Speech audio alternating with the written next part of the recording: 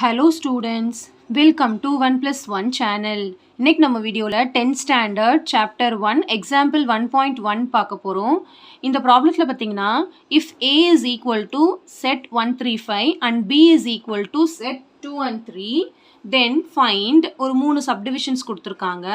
Find A cross B and B cross A and is A cross B is equal to B cross A அப்படின்னு கேட்டிருக்காங்க. If not why, அதாவது இது ரெண்டும் ஈக்குவலான்னு கேட்டிருக்காங்க. ஈக்குவலா இல்லைன்னா ஏன் ஈக்குவலா இல்லை அப்படின்னு கேட்டிருக்காங்க.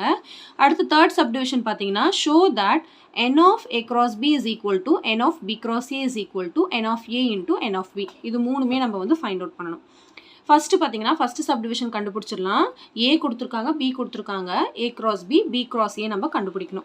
So first A cross B find out பண்ணிடலாம். ஏ கிராஸ் பினா set A cross set B. Set A வந்து கொஷனில் 135 கொடுத்துருக்காங்க. செட் பி வந்து 2 and 3 கொடுத்துருக்காங்க.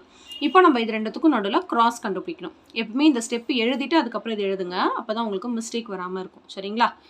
ஸோ இப்போ நம்ம வந்து கிராஸ் எப்படி கண்டுபிடிக்கணும் ஞாபகம் இருக்கு இல்லையா? ஸோ 1ஓட இந்த செட்டை மல்டிப்ளை பண்ணணும். அதாவது 1 and 2. Next 1 with 3. அதாவது ஆர்டர்ட் பேரில் எழுதணும்.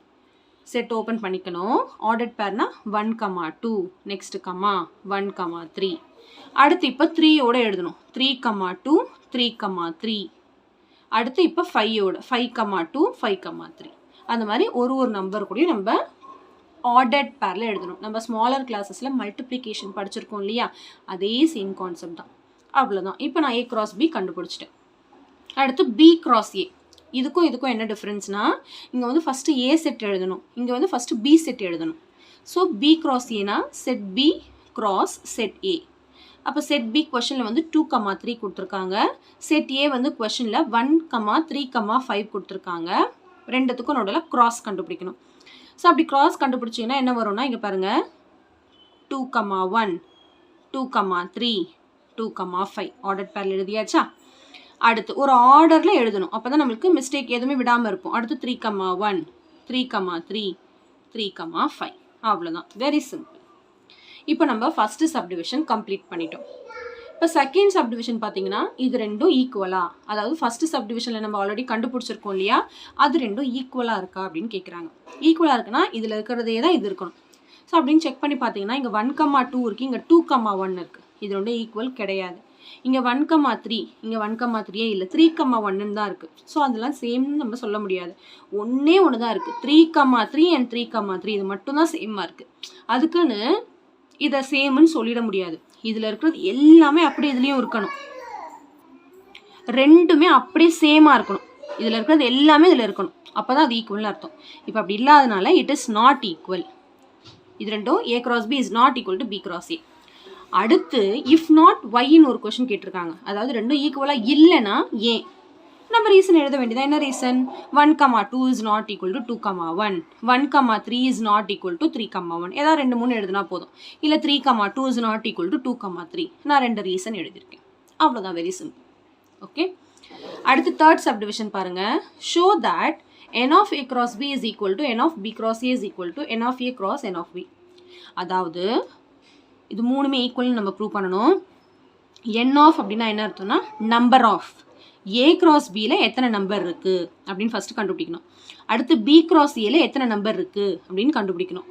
அடுத்து என் ஆஃப் ஏ, அதாவது ஏங்கிற செட்டில் எத்தனை நம்பர் இருக்குது, அடுத்து பிங்கிற செட்டில் எத்தனை நம்பர் இருக்குன்னு கண்டுபிடிச்சிட்டு அது ரெண்டுத்தையும் மல்டிப்ளை பண்ணி வர ஆன்சரும் இங்கே வர ஆன்சரும் இங்கே வர ஆன்சர் மூணுமே ஈக்குவலாக இருக்கா அப்படின்னு ப்ரூவ் பண்ண சொல்கிறாங்க. ஸோ அப்படின்னு கண்டுபிடிச்சிங்கன்னா first n of A cross B. இதில் பார்த்தீங்கன்னா என் ஆஃப் ஏ கிராஸ் பியில் 1, 2, 3, 4, 5, 6 இப்படி ஒரு நம்பரும் எண்ணக்கூடாது. ஒரு பேர் 6 இருக்குது. So n of A cross B எனக்கு 6 கிடச்சிருக்கு.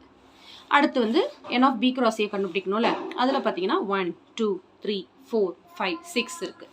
ஸோ அதுவும் நான் 6 போட்டுட்டேன். இது ரெண்டும் சேமாக வந்துருச்சு. இப்போ இது சேமாக வருதான்னு பார்க்கணும்ல. N of A cross n of B. அப்போ என் ஆஃப் ஏல எத்தனை இருக்குதுன்னு பார்த்தீங்கன்னா 3 இருக்குது. என் ஆஃப் பியில் எத்தனை இருக்குன்னு பார்த்தீங்கன்னா 2 இருக்குது. அப்போ ரெண்டுத்தையும் ப்ராடக்ட் பண்ணால் 3 2s are 6. அப்போ எல்லாமே ஈக்குவலாக தான் வருது. நம்ம ஒரு ஸ்டெப் மாதிரி எழுதணும்ல. என் ஆஃப் ஏ வந்து 3, என் ஆஃப் பி வந்து 2 இருக்குது. அப்போது இதுதான் கொஷனில் கொடுத்துருக்கிறது. நம்ம வெரிஃபை பண்ண போகிறோம். இது வந்து 6 இருக்குது, இதுவும் 6 இருக்குது. இது பார்த்தீங்கன்னா 3 into 2 பார்த்தீங்கன்னா 6. ஸோ எல்லாமே ஈக்குவலாக இருக்கிறதுனால எஸ் ஹென்ஸ் ப்ரூவ்ட். மூணுமே வந்து ஈக்குவல் தான் அப்படின்ட்டு அர்த்தம். சரிங்களா? ரொம்ப சிம்பிள் தான். கொஷின் வந்து நல்லா அண்டர்ஸ்டாண்ட் பண்ணிக்கிட்டிங்கன்னா ரொம்ப ரொம்ப சிம்பிளாக இருக்கும். ஸோ கண்டிப்பாக உங்களுக்கு நல்லா கிளியராக அண்டர்ஸ்டாண்ட் ஆகிருக்கும்னு நினைக்கிறேன். எப்போயுமே கிராஸ் கண்டுபிடிக்கும் போது அந்த ஆர்டரை மட்டும் மாற்றிடாதீங்க. இந்த 1ன்னா அப்படியே அந்த 1 ஃபாலோ பண்ணுங்கள். 1ஓட எல்லாத்தையும் முடிச்சுட்டு அடுத்த நம்பருக்கு போங்க. அப்போ தான் உங்களுக்கு எந்த நம்பரையும் மிஸ் பண்ணாமல் எழுத முடியும். சரிங்களா? அதே மாதிரி நீங்கள் கிராஸ் செக்கும் பண்ணிக்கலாம். இப்போ ஏல 3 நம்பர் இருக்குது, பியில் 2 நம்பர் இருக்குன்னா ஏ கிராஸ் பியில் எத்தனை இருக்குன்னா 3 2s are 6 பேர் இங்கே இருக்கணும். அப்போ தான் நீங்கள் எழுதுனது கரெக்டுன்னு அர்த்தம். சரிங்களா? ஸோ கண்டிப்பாக இந்த சம் நல்லா உங்களுக்கு கிளியராக அண்டர்ஸ்டாண்ட் ஆகிருக்கும்னு நினைக்கிறேன். So thank you so much for வாட்சிங் ஸ்டூடெண்ட்ஸ். பாய்.